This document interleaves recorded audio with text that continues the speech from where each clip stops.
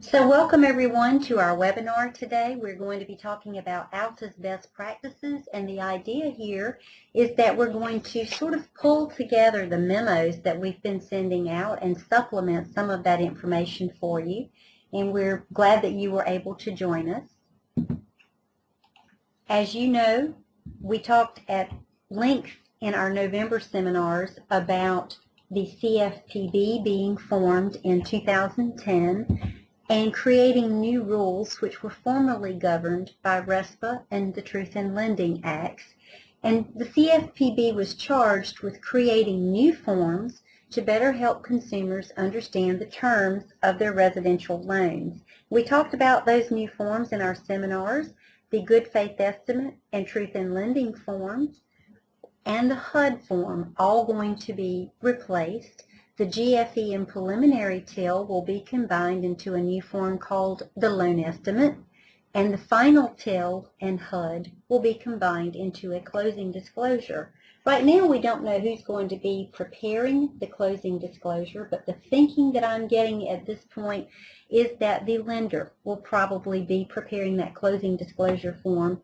And so it could be that all we're going to be doing is providing numbers to them to go on that form.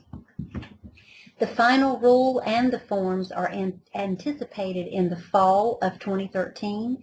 These things were supposed to roll out originally in January of this year, and the CFPB delayed the rolling out of the forms. We hope that they will be able to get it right the first time, if you will, and that was the reason for the delay. So in September, we think they will be rolling out, and that implementation will be 1 year later. We hope they give us that amount of time to prepare. And so that will have us going live by September of 2014.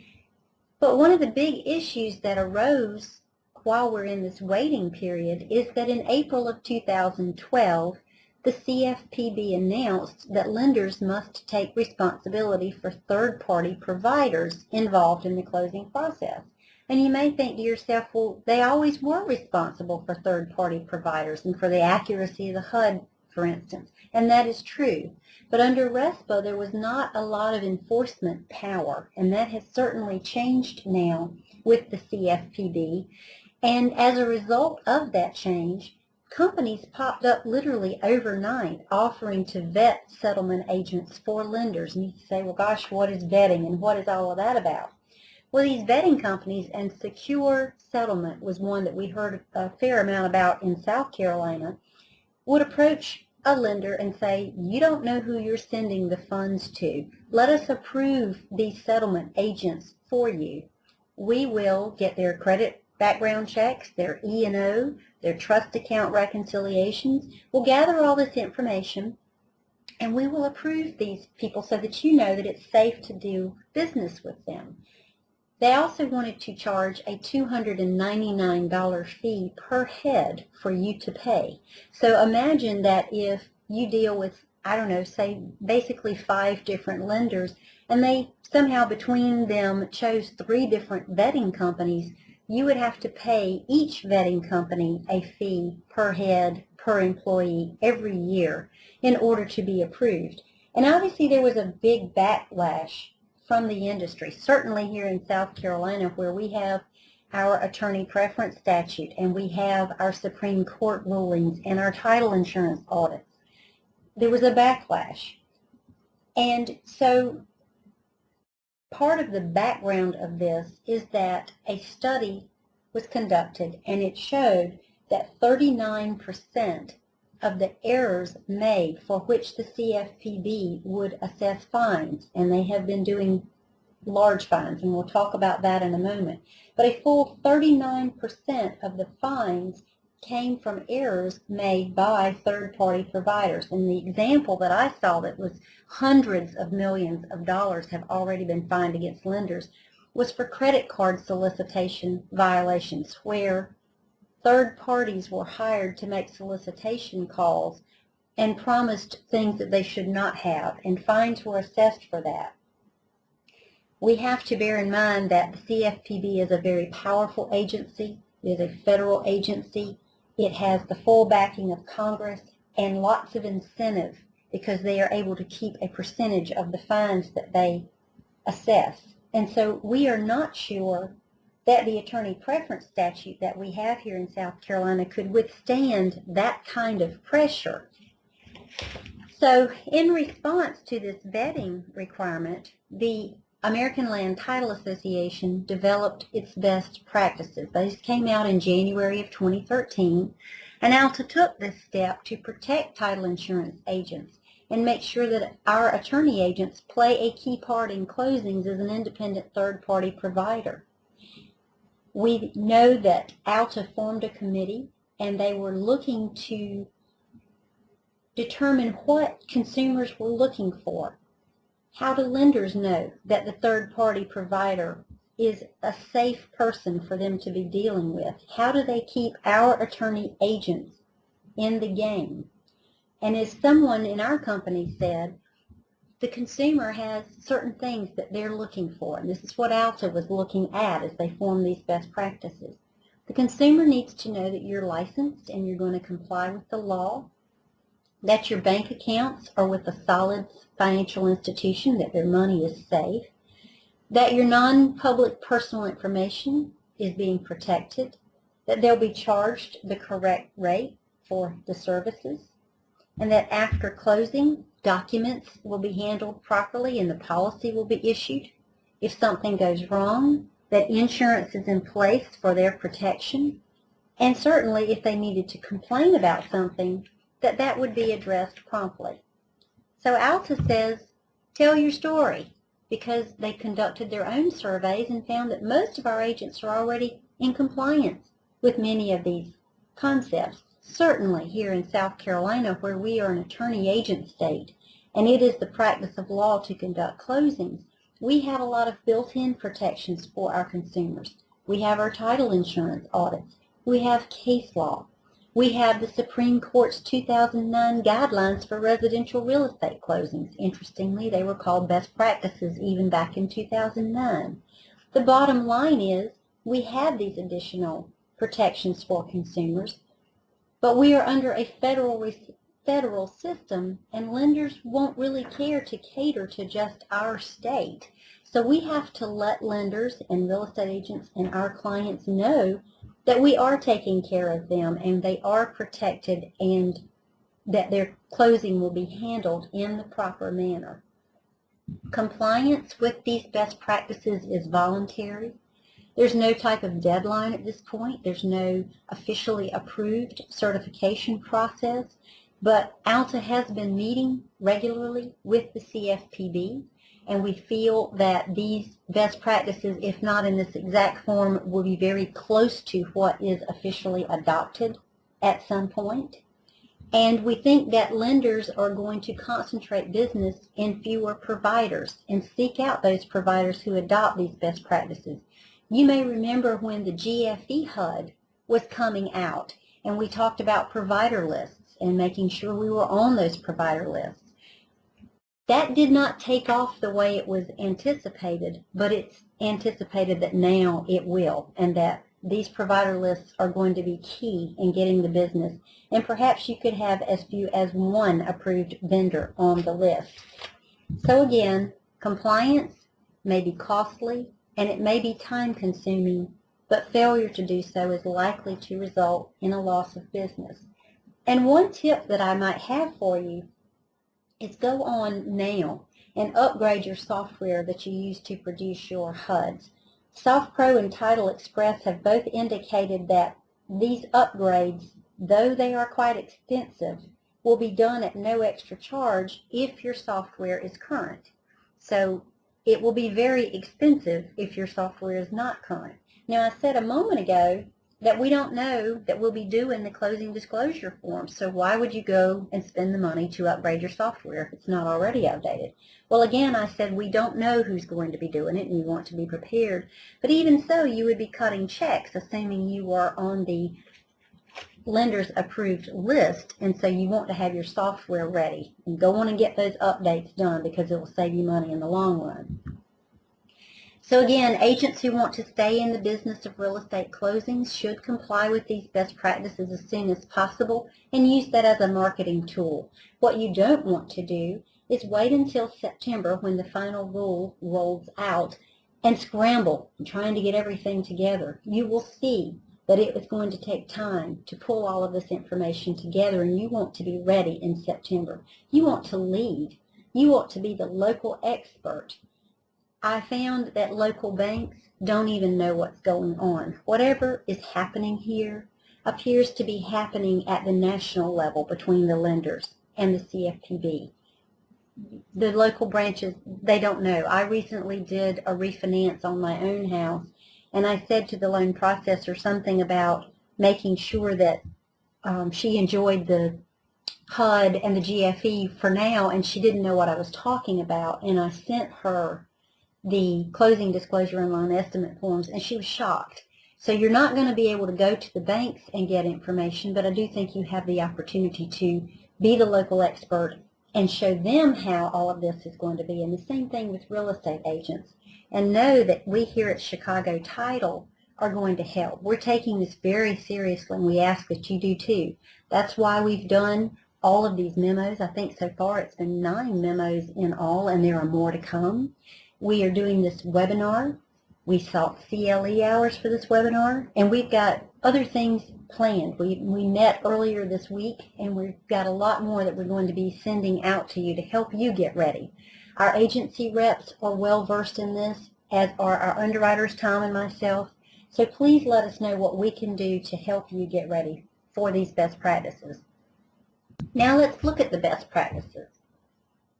We have some icons here for folders, and that's the idea that we have is you need to have all of this information in one place.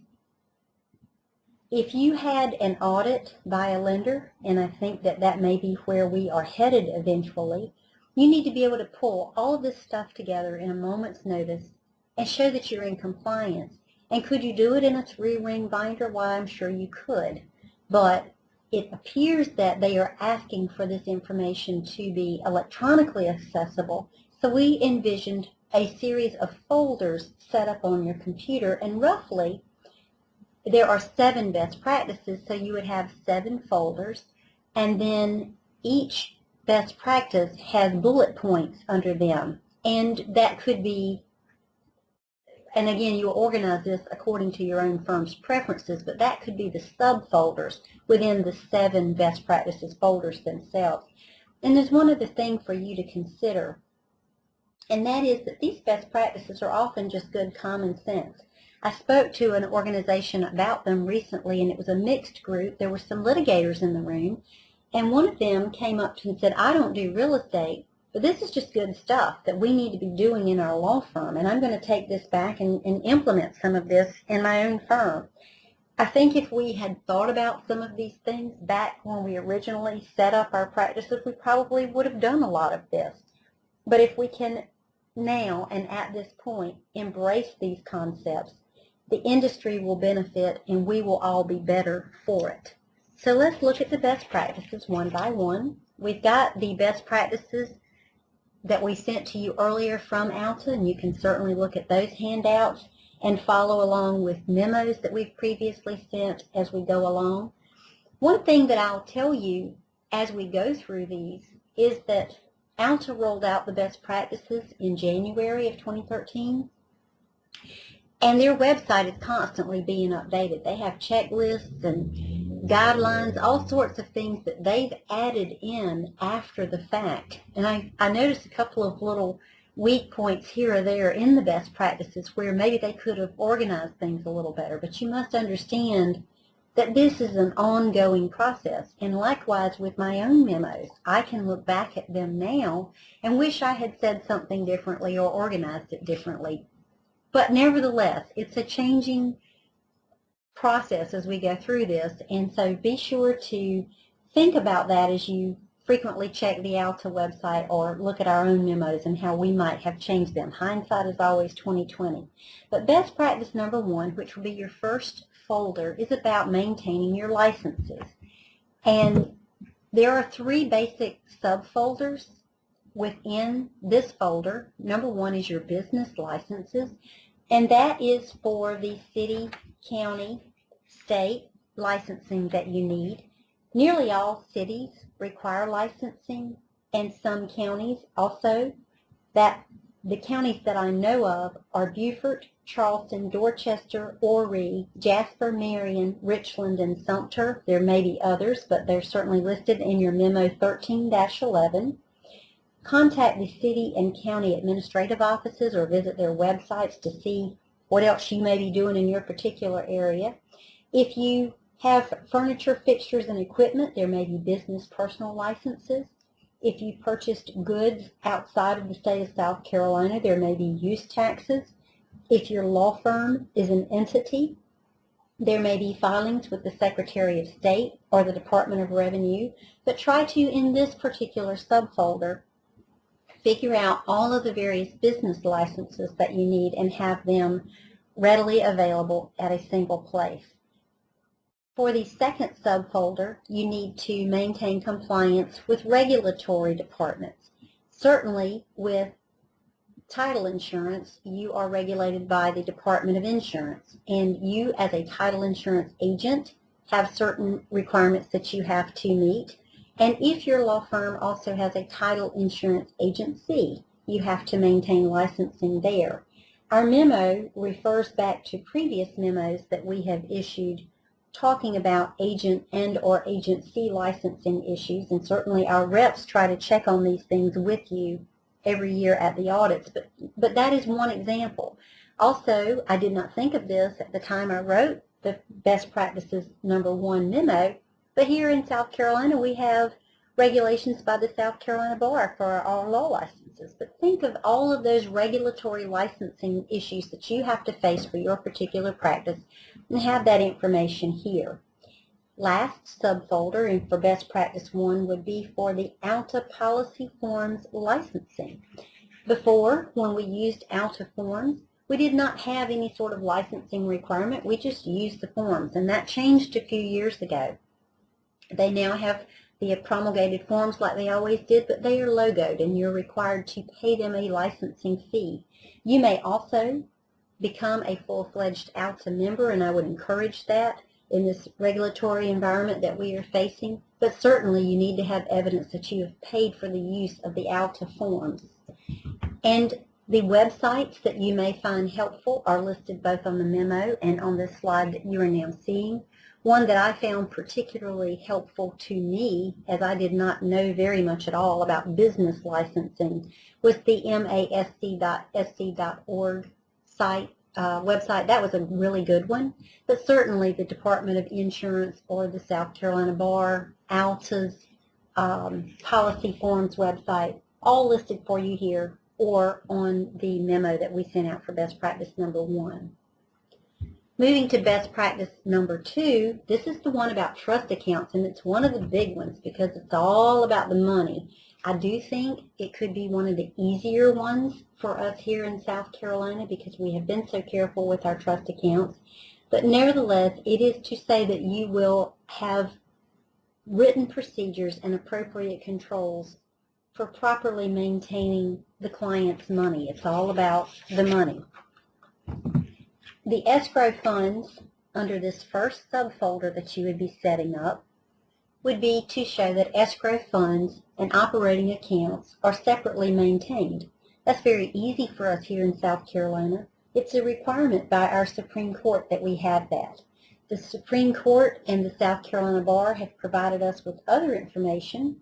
We have the South Carolina Appellate Court rules and a guide to trust accounting and financial record keeping published by those organizations, and there are references to them in your memo 13-12, which is the memo on Best Practices #2. It also indicates, and this will be another subfolder for you, that trust accounts are prepared with trial balances. Again, that's something easy for us because we do that, and as your reps are out auditing, they are looking to make sure that you have monthly reconciliations and trial balances. So that one is easy for us.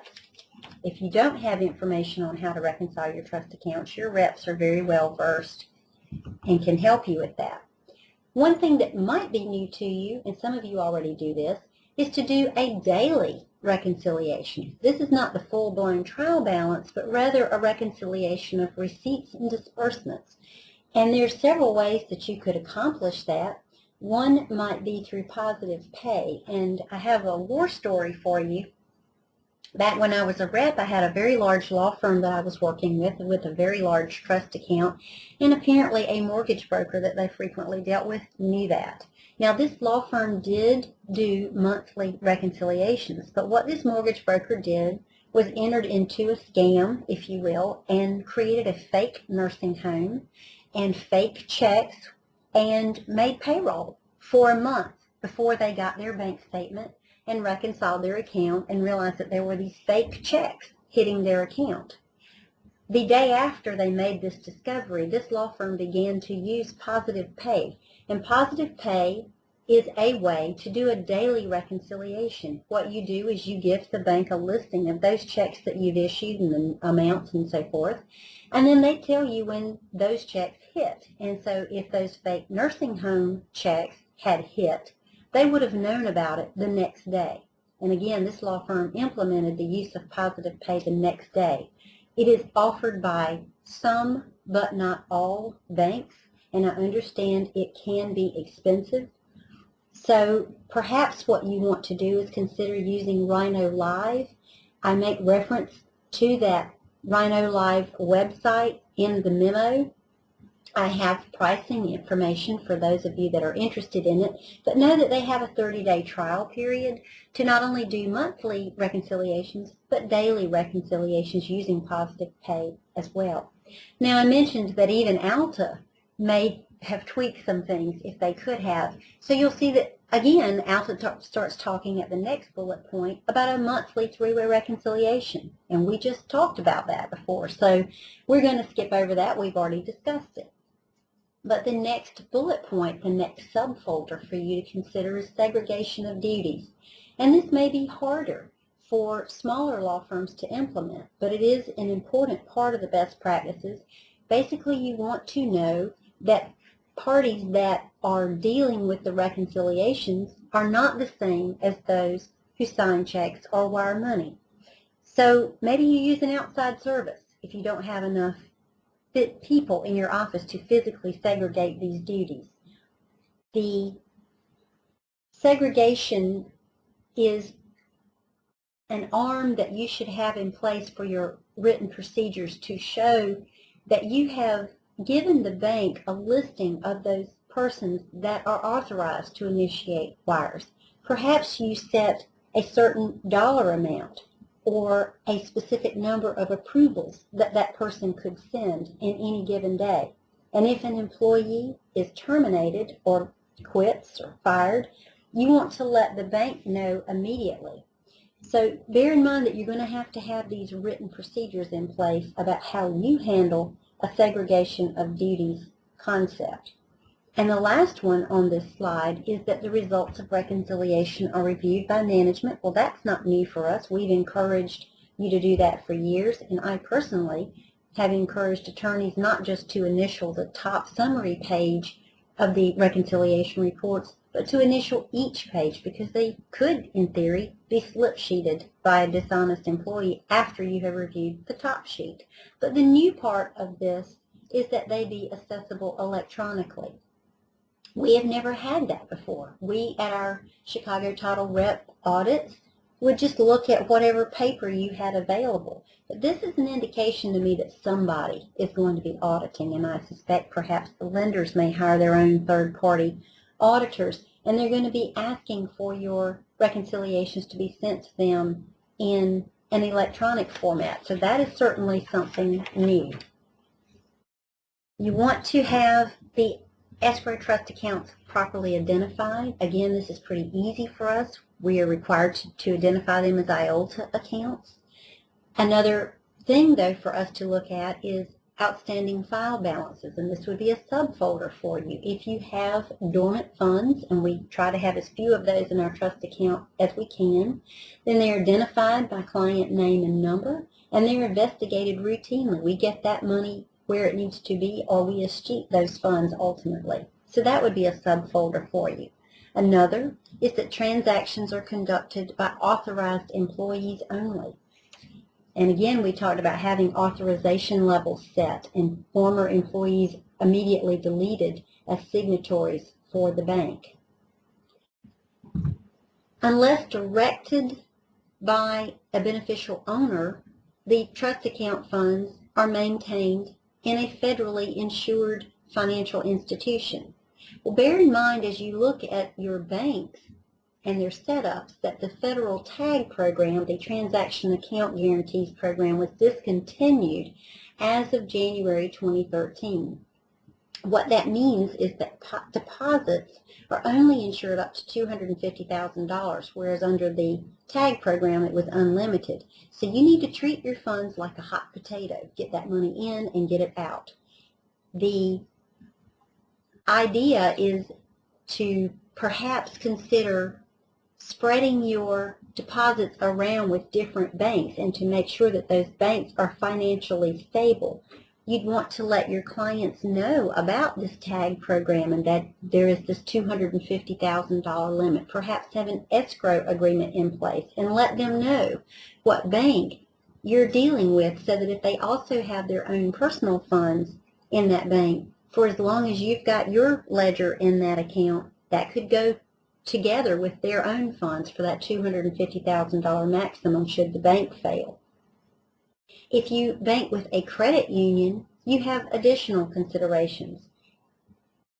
Let's say that your ALTA account had funds for 50 clients, and 20 of those clients were not members of that credit union.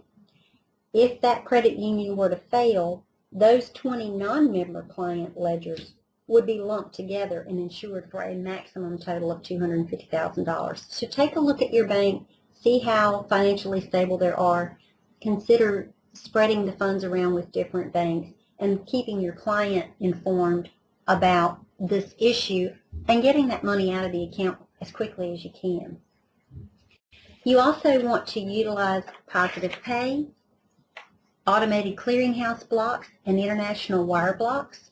Positive pay we've already talked about with the nursing home scan. Automatic clearinghouse blocks, ACH blocks, is something you may or may not be familiar with.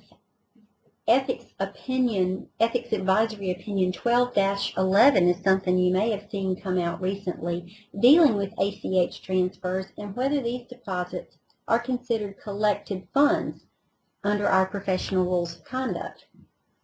The advisory opinion said that they are not, and the reason is that ACH transfers are different than individual wires because they move money in volumes of transfers all at once. And if the financial institution realizes that they have some erroneous entry in that ACH block, they can pull it back within 5 days. And so for that reason, our ethics opinion said that they're not collected funds. So if you can do ACH blocks, you need to consider doing that. Some of the smaller banks may not be able to accommodate that request. International wire blocks are also discussed here. And if you don't do international wires, you certainly don't need to have that. We had a scam story we heard of recently where the Russian mafia had actually done some international wires and some hacking. And we've had other stories, certainly with our own Department of Revenue hacking or being hacked and all of our Social Security numbers being stolen. So if you can block international wires, please do so. We heard recently of a situation where a bank in Charlotte was suing a North Carolina law firm. An employee within the law firm clicked on a link that appeared to be coming from the bank in an email. It was not the bank sending the email.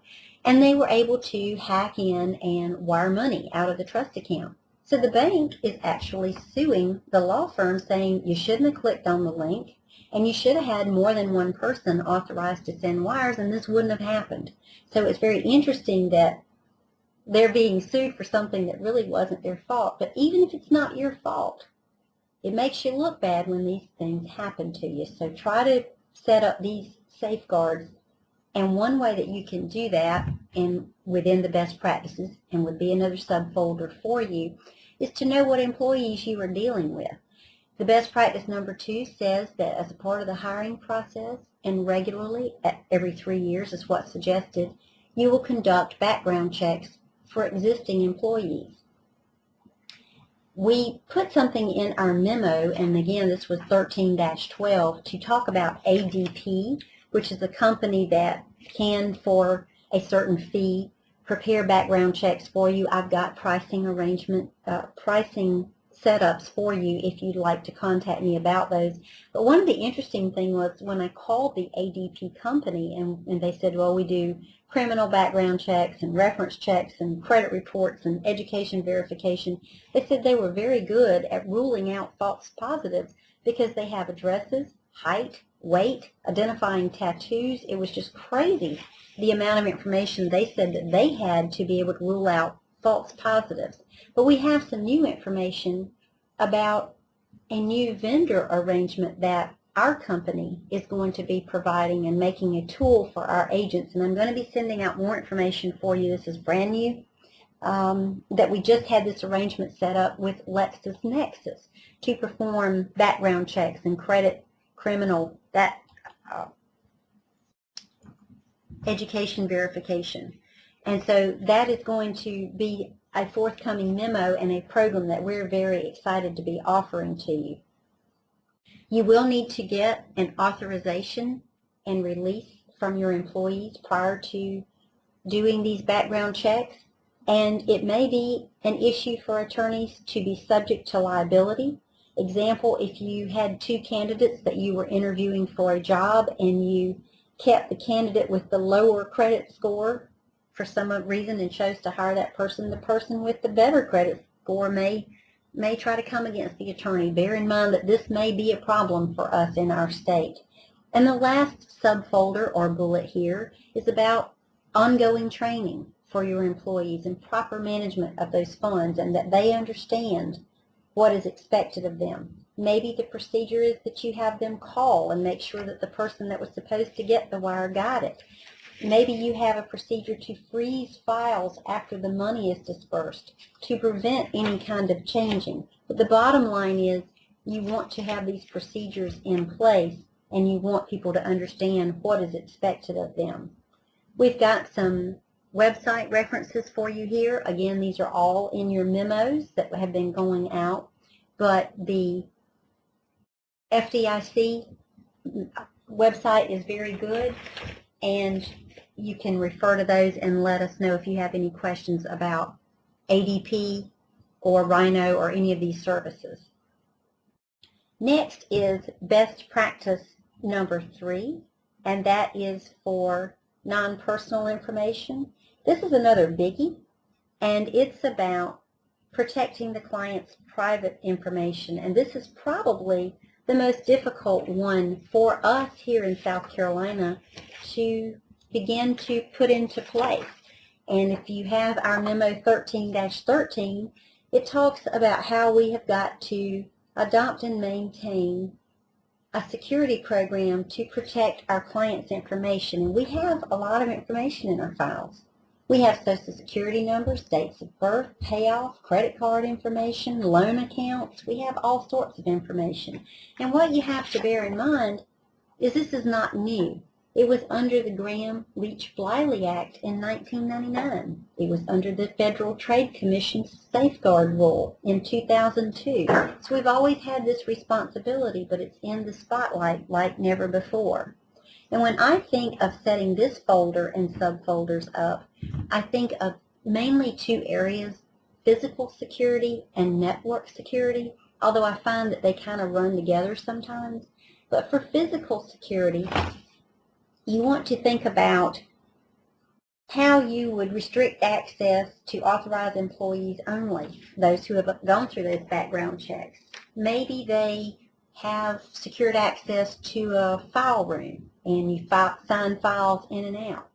File cabinets and desk drawers should be locked. You don't leave things unattended on your desktops or on conference room tables or at the copiers. You don't let clients walk around unattended. You maybe have to escort them to and from the conference rooms or the restrooms. You have to consider your employees or your clients or your FedEx guy, your cleaning people. You have to consider their cell phones, mobile devices, if they work from home or if they're just visiting your office, could they take pictures? If your employee has a laptop, could it be lost or stolen? How do you physically handle the security of non-public information? If your receptionist is sitting at the front and clients are coming in and out, is that computer screen visible? Is there information on that computer screen? A clean desk policy is a catchphrase we're going to hear a lot about. I did an article in our newsletter in 2010 saying that protection of non-personal information was going to become more and more important and we needed to adopt a clean desk policy. Who knew we'd be talking about that with so much sincerity today, but here we are.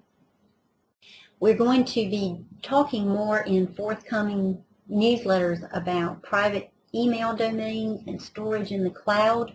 But as you store your files, say you put them in a file storage, how do you know that the place where you send your files to is safe? How do you know that if you use, say, Dropbox, is it safe? So physical security kind of going hand in hand with network security. Network security, do you have a screensaver that pops up and if you leave your desk unattended? Is it password protected? Do you have to have a password to get back in, and is it taped to your computer? Is it a strong password? You need to have safeguards in place. You want to lock up your server. You certainly want to make backup tapes every day, and you want to lock those up. Someone could walk out with your backup tapes, perhaps. You need to develop guidelines for the appropriate use of information technology, and these written procedures would be in another subfolder, and they need to be reviewed and updated regularly. In that set of procedures, you want to specify which employees are approved to handle a specific function, and that employee should sign an acknowledgement saying they understand what is expected of them, and that would be maintained in this folder. A regular review signed and dated by management, and a quick plan of action for what to do if an employee leaves or is dismissed. Perhaps you want to have administration controls set up so that only a designated person can make changes to software. These are the kind of guidelines you want to have in that subfolder. Also, the last subfolder ensures secure collection and transmission of NDI. Again, we've talked about mobile devices for employees or cleaning services, remote use of network, information perhaps being taken in from clients on your website. Is your website secure? Storage in the cloud, is it secure? Network security. Another subfolder is proper disposal of NPI. You can't leave your files in the dumpster. There was an ethics opinion or a case about that recently. Are your shredding bins secure? How do you destroy data on hard drives of copiers and computers? I was unaware until recently that copiers had hard drives, but as many photocopies as you've made of closing packages, there is a hard drive there. If you're going to be replacing your equipment, then you certainly want to erase those hard drives, whether you have it professionally wiped by a company, whether you take a hammer to it, as Cris suggested to me. Make sure that those hard drives are destroyed. The next subfolder for you to consider is a disaster management plan. Certainly when Chicago Title's fire happened in September of last year, we were up and running the next day because we were paperless pretty much and had backup tapes, and we were able to function. But you need a disaster management plan, and there is a great checklist in this memo-13-13, about how long will you be down and what will you do and what's the order of people that you call. It's a great checklist. I was really happy to be able to provide that to you. There was one story I heard about a law firm that caught on fire, and the firemen were very, very helpful. They were getting the boxes of files and taking them across the street so they wouldn't burn. But as all the people gathered around to see what the excitement was about, there were files sitting on the side of the road for anybody to make use of as they needed to or wanted to. So have a disaster management plan in place and know how to bounce back quickly. Another subfolder is appropriate management and training. This is going to be something that you do constantly. Maybe have a supervisor appointed to check around the office at the end of the day to make sure that desks are cleared and nothing is laying around. Perhaps reward departments or employees that consistently have good results. Put posters around the office or send out email reminders. But the bottom line is you want to have oversight of your service providers and your employees. So if you use a FedEx guy, a courier service, how do you have oversight of those people? What reasonable steps can you take to make sure that those people are safely guarding whatever client NPI that you give to them? So you need to have a folder addressing who your service providers are and how they are complying with protecting companies' information. Audit and oversight procedures we've already talked about, but that you would be ongoing and making sure that if you have a potential for a problem, that you detect it and handle it. There is an employee acknowledgement for the person to say they understand what is expected of them. And this last subfolder here, notification of security breaches, is one that you hope is largely empty. You need to have a procedure in place, but think about the Department of Revenue hacking. They had to notify the entire state that we were hacked. And if you were just exposed in some way, your private information leaked out, you'd have to notify your clients that this happened. And so you want this folder to be largely empty because you don't want to have any security breaches. There was a great website that I wanted to tell you guys about. It was the Federal Trade Commission's website. It's www.ftc.gov. The Federal Trade Commission here has posted data breach decisions, and they tell you what they're looking for in their investigation. They give written procedures, safeguards, and they give information about file disposal. So I thought it was a really good website. Maybe you'd want to check that out. And we can now talk about best practices number 4. Best practices number 4 is all about recording and pricing issues. This is mainly about developing standard operating procedures for your closings. Many of you already have these in place. This memo, and it's our memo 13-15, also has an excellent check sheet with it. It's called Written Policy for Settlement Policies and Procedures. It's really good. I invite you to check that out and see if you can edit it for use in your firm. But again, you want to have standard procedures for a safe and compliant closing, and you want to have these acknowledged by closing personnel. Again, you may want to refer to the Supreme Court guidelines for residential real estate closings that we talked about earlier. But 2 main subfolders here, one for recording.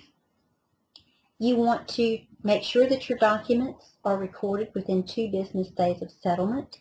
You want to use electronic recording where available. You want to track shipments if you FedEx them. If you have a document kicked back by a courthouse, don't let that rejected recording sit on the corner of your desk, because we have a lot of claims for intervening matters that are recorded before you get that back over to the courthouse for re-recording. Address those timely. And verify that recordation actually occurred and that the documents were properly indexed so that you'll know that everything was showing at the courthouse like it should have been.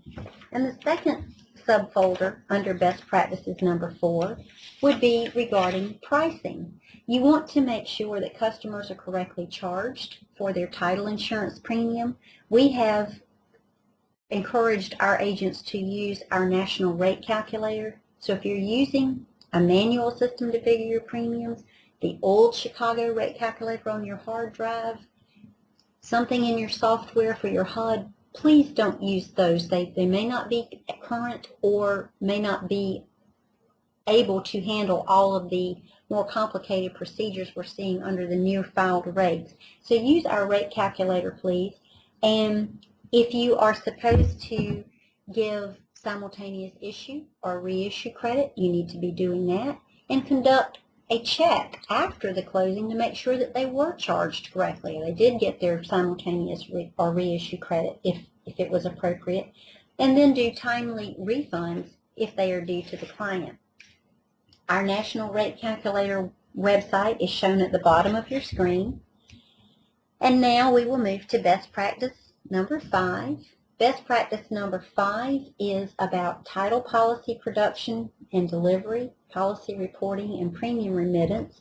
And I want to tell you that we're not just under scrutiny now with the CFPB, we're also under scrutiny with the NAIC, the National Association of Insurance Commissioners. And what you may not realize is that when you pay your premium split to Chicago Title or any title underwriter, taxes are due on that amount of money from the title company to the insurance commissioner. And title insurance was relatively obscure. They paid more attention to health insurance or life insurance than they did title insurance, but they started realizing they were missing out on a real revenue stream. And so now we are under pressure from the NAIC to pay our taxes. And that means that policies have to come in a timely manner so we can pay our taxes. And so we've been talking about every agent every month, and that's certainly going to be something we'll be hearing more and more about as we're under increased pressure not only from the CFPB but from the NAIC as well. So we'll have a folder for written procedures for title policy production, and in that we will show that we produce our policies and deliver them, have a subfolder for this, and the suggestion is within 30 days of closing. And you say, well, gee, my county runs so slowly, I can't possibly get that done in 30 days. And the way I think that we may be able to get around that is to issue at closing policies. If this is not something you have done in your office previously, your agency reps can help you set up that system. It's very, very easy and will move things much more quickly for you. Also, if you have not been e-recording in your office or in your county, that may be something you can consider beginning to do. We will have another subfolder for premium reporting and remittance. We want to report policies and remit premiums in the month following the closing. The new agent jacket track system will certainly help with timely reporting, and your agency rep can certainly give you some training on that. It's pretty new stuff, but it's going to be able to help us with timely reporting and premium remitting. And that is the website for the jacket track system. And we're going to next move into best practice number 6, which is about liability insurance and bond coverage. We're all familiar with E&O insurance, but maybe not as familiar with fidelity bond coverage. So in the best practice folder, it appears we will have 3 main subfolders, one for E&O, and you may not have a statutory requirement for any of them, or we don't have a statutory requirement for any of these here in our states. In some states they do. But for E&O, even though we don't have a statutory requirement, you certainly have a contractual requirement with Chicago Title, and you may have such a requirement with other third parties that you deal with. You'd want to check those contracts and be sure. Chicago Title's contractual requirements for E&O are $500,000 per occurrence, $1 million in the aggregate, and a deductible of no more than $10,000. So in this subfolder, you would have a current copy of your E&O and evidence that you're in compliance with all the contractual requirements that you have. Another subfolder would be for fidelity coverage. And this best practice, as written by ALTA, was a little confusing because they were trying to address states that have a statutory requirement versus those that don't. So I tried to make this as clear as I could on the screen by using italics. We're really the second main bullet here if coverage is not required by state law or by contract, because not only does our statute not require it, our Chicago Title contract doesn't require it for attorney agents. But you need to decide if you have a need for fidelity bond coverage, and if you do, what amount do you need? Fidelity bond coverage, for those of you who are unfamiliar with it, is a form of insurance that covers losses as a result of fraudulent acts by specified individuals, and usually that boils down to dishonest acts of employees. And this information is contained in Memo 13-17 and has checklists for you as well. The last bullet point says that if the company uses CPL protection mandated by statute, we don't have that here in our state. They are not mandated by statute, but certainly we have the closing protection letter coverage here, and that could be an alternative to fidelity bond coverage. So think about that as you're compiling information in this subfolder. And last subfolder is for surety coverage. Basically, that covers loss if one party fails to meet some obligation that they had under contract to a second party. Again, no contractual or statutory requirement for it, but you may want to look and see if your office might need that kind of coverage. And we hope to have some information, and I think there will be more that you'll be hearing about these kinds of coverages that we've not paid much attention to maybe in the past, but you'll be hearing more about it, and we'll be sending out more memos on this area. Best practice number 7 is the last one that we have, and it's resolving consumer complaints. Again, this is a folder you hope's pretty empty. You want to have the procedures in place and know what you're going to do, but you don't want to have consumer complaints. If you have poor service, you don't want it to go undiscovered, but what do? You set up a subfolder, and you try to make sure that you have standard procedures for logging and documentation. If you have a client call in, you don't want to have them call back next week and have no idea who they talked to last week and have to repeat the story again. So ALTA said maybe you want a single point of contact. That may not be a good idea, one attorney pointed out to me, because if someone called in with a complaint and the person that they were telling their story to was the person that messed the file up, maybe they want to hide it. Maybe you want more than one person. But you need procedures established for whatever works best in your office. You want to take a look, and this is an ALTA suggestion, at the Better Business Bureau's Code of Business Practices. That is www.bbb.org. It looked to me like perhaps ALTA used the Better Business Bureau's guides to form their own best practices. It's just some really good samples. It's a very good website, but it will help you establish procedures for forwarding complaints to appropriate personnel and maintaining logs of how that claim was resolved.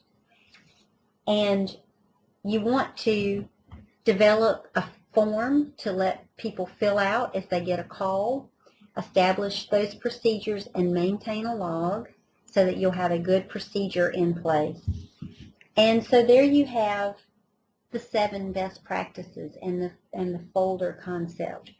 I want to tell you that I wish you luck with all of this. Certainly you want to use this compliance as a vehicle to go out and tell your story about the important role we as attorneys play in the closing process. You can consider using Real Estate Data Shield as a resource. They come in and do a consultation and help you develop procedures. Remember, all of this is a voluntary process. And remember, there are no guarantees. I wish I had something more solid to tell you about the certainty of residential real estate closings. But this is what we have. And if you are a smaller office, perhaps you want to consider reaching out to smaller banks. This may not be for everyone, but market, market, market. And know that we are here to help you. And everything that we find out about this as the final rule rolls out or more information becomes available, we will certainly pass along to you. Most of all, thank you so much for all of your business. We know you are the best in the business, and we will be glad to help you in any way that we can. Thank you so much.